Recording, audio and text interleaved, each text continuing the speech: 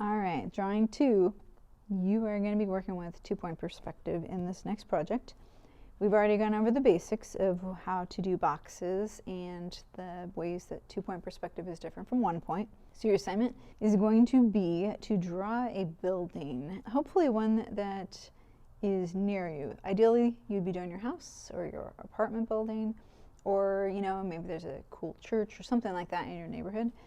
We'll get to the specifics of it later, but here are a couple of examples. We usually do this one on campus, so if you are on campus, that's another option. Just to go through a few examples. This one is pretty well done in terms of the details, but you can see how the basic idea, you kind of have to ignore roof lines. Sometimes as you're doing 2-point perspective, it's actually nice to have your points spread out as far as possible. So what sometimes people do is they actually have the points drawn on their board, their drawing board, and so these angles, they actually go a little bit off the paper, off to the side here. Because this is so close up, you can't see the horizon line either. But the basic idea is, here's our edge, here's this, and then you can kind of see the kind of fudged it a little bit on this side. But you can use this as an example. The actual top of the building would be more like this. This side's a little easier to see. You can follow how this side of the building goes there, this side of the building goes here, so the horizon line, or the vanishing point, is right around here in the horizon line. And then from there, all these details. 2-point perspective, everything's going to angle to the vanishing point or be horizontal, or excuse me, be vertical. So we have vertical lines, and then the windows all are going to angle. As they go above the horizon line, they angle down. If they're even with the horizon line, they'll be flat. If they're below the horizon line, they'll be angling up. You can see these planter boxes, same thing. Basic construction, we have the edge, and then these would go to the different vanishing points. Just like how we practice with boxes. So that applied to the cement here. This is a little bit of an aside. We'll kind of ignore that for now. But you can see even the bottom of this of the light works. All right, a couple other examples from on campus. Same thing, we have our edge. The building goes away to the 2 points from there. And then everything in terms of, bushes, doors, and all of that are gonna go along. So this is a little bit of how to do some details. First of all, if you have a roof line like this, we're gonna give you a little bit of leniency on here. This is actually where you're ending up with multiple vanishing points. So if your roof line does this, it's okay if you kind of wing it a little bit.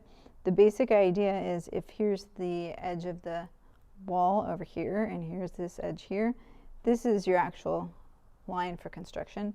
And then, the roof line, you kind of gonna make that up a little bit. So don't get too worried about the roof. If there's like a air conditioning unit, that's what happens over here on this part of building C. This is just gonna roughly sketch this out here. And then remember, we'd see the bottom of it. If we want it to look like it's actually attached to the wall, we can do that. A couple other details. This is one way to kind of approach if you have a bench or something in front of your house, if you have bushes and a planter. So here's the edge of the house, building. This line is giving me space for the planter. This is one way to approach bushes and vegetation. Think of it in a chunk. So you can see, here's our basic 2-point construction. So the end result is that it looks like there is a bush here that is sitting, there's a little bit of space here. It's not attached to the wall. You see this corner here. The fact that this corner is here, the edge of the building is here, there's just a bit of space. There's depth. Have kind of shown that a few too many times. So you can see this is here, this is here. So right there is a little bit of space. If you would want it to look like it's attached, then you need to put your edge right on it, like that.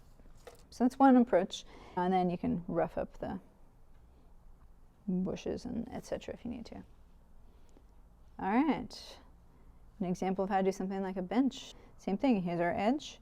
We go to this vanishing point, to that vanishing point, throw the top on there, throw in our little elements.